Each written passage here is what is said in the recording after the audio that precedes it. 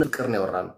የእውነት ገላሽን መሆን የሚገባውን አካል ነው ያወራነው። የእውነት የገላህ ጓደኛ፣ የትዳር ጓደኛ፣ የልጆች ጓደኛ ስለምትሆነው ትልቅ ቁም ነገር ነው። ማን ነው ዛሬ ብርድ ልብሱን ጥሎ በዚህ ሰዓት ቁጭ የሚለው? ከአላህ ምንዳ ባይገኝ ለላይክ ፍለጋ ማናረግም። እኔ ሁሌም ነው የምናገረው፣ የኔ ትምህርት የማይጠቅመው ሰው ብዬም አላቅም። ላይክ አርጉኝ፣ ፎሎ አርጉኝ። የማይጠቅም ከሆነ አጥፉት። ዝም ብላችሁ ለምታረጉት ላይክ ሁሉ ትጠየቃላችሁ። ዝም ብላችሁ እንዳታረጉ። ሰው ዱቄት ተረጫጭቶ 1 ሚሊዮን አለው፣ ምናምን አርጎ 3 ሚሊዮን አለው፣ የሆነ አሮጊት አስደንግጦ 4 ሚሊዮን አለው፣ የሆነ ሰው ዘርግፎ 5 ሚሊዮን አለው። ምን አይነት ጭንቅላት እንደሆነ አላሁ አለም። በእያንዳንዳችን የምናረጋት ላይክ አላህ ፊት እንጠየቃለን። ምን ይጠቅማል ምን አይጠቅምም ብለን ነው ማድረግ ያለብን። ስለዚህ እኛ ለሁሉ ነገር ያመመን ነገር ስላለ እንጂ ሁሉም ደስ ይለዋል። በጊዜ መቅሪቡን ኢሻውን ሰግዶ ቤቱ ቢያርፍ ደስ ይለዋል። ግን ገና ስንት ዓመት እናርፋለን? የዛሬ 100 ዓመት የተኛ ሰው አለ። የዛሬ 200 ዓመት የሞተ ሰው አለ። የዛሬ 500 ዓመት የተኛ ሰው አለ። ድንገት ለዛች ለምናርፈው መኝታ አላህ ካሳረፈን እንጂ በዚህ ሰዓት ከእናንተ ጋር ለመገናኘት ለማስተላለፍ ይህም ብር እንከፍላለን ቢል ኖሮ አያዋጣኝም። አንድ ሰው መለወጥ ዱንያ ላይ ካለው መኪና ሁሉ ማግኘት ስለሚበልጥ አንድ ወንድሜ ዚና ላይ ከሚወርቅብኝ ዛሬ በተማረው ትምህርት ኢንሻአላህ ሰው ሆናለሁ፣ ያለ ሐላል እህቴንም አልነካትም፣ ያቺ ልጅን ለማግኘት ምንም መስዋዕትነት ከፍዬ አገባለሁ እንዲል ነው እኛ ልያችን።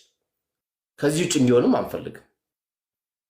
ምክንያቱም ዚና ሊሰራ ነቢዩን ዓለይሂ ሰላቱ ወሰላም የጠየቀ ሰው የአላህ መላእክተኛ የጠየቁት ምንድነው? እህትን ዚና ቢሰሩበት ትወዳለህ ወይ? እናትን ትወዳለህ ወይ? ሴት ልጅን ትወዳለህ ወይ ሲባል በጣም ነው የተቆጣው። እንግዲህ ወይ የምትደፍራት እህትን ነው ወይ እናትን ነው ወይ ሴትን ልጅን ነው። እንግዲህ አንቱ የአላህ መላእክተኛ አላህ ይህን በሽታ እንዲያነሳብኝ ዱዓ አርጉልኝ አለ። እጁን ይዘው ደረታቸውን ዱዓ አረጉለት። ያን ዱዓ ካረጉልኝ ጀምሮ ዚናን አስቤ አላቅም።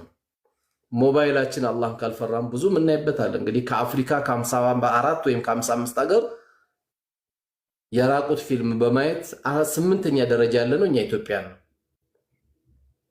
ይሄ እንግዲህ ቁርስ እያሰብን ምሳ እያሰብን ራት እያሰብን ያለንበት ኑሮ ነው።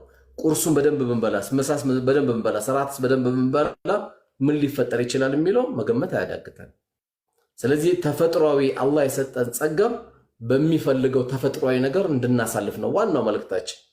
ስለዚህ ዘውጁና የሚለውን ዱዓችንም እያደረግን ደላሎችንም አላህ እያበዛልን አባትና እናቶቻችንም እየነገርን ታሪክ መስራት አለብን። 4000 5000 ሰው ተከታተለ ማለት እኮ ዛሬ በጣት የሚቆጠር ሰው በጣት የሚቆጠር አንድ ሀገር ዓለምን እያመሰች ነው ያለችው። አንድ ሀገር ዓለምን እያመሰች ለበላ ለመጥፎ ወላሂ እኛ ከተነሳን ሁሉም ነገር ሲመጣ ዳያዎች የሉም ወይ?